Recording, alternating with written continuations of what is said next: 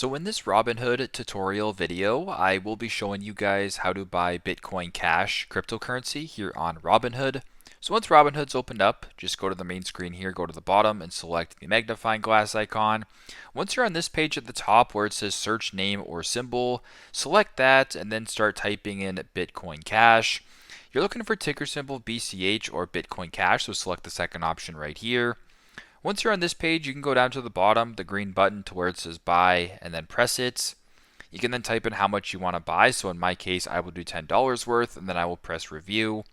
Then once you're on this page, you can review how much Bitcoin Cash you're purchasing, the fees, the cost, and if this looks good and you want to proceed, go to the bottom and swipe up to submit. So pretty simple, pretty straightforward. That is how you guys can buy Bitcoin Cash crypto here on Robinhood. Thanks again for watching and hope this helps.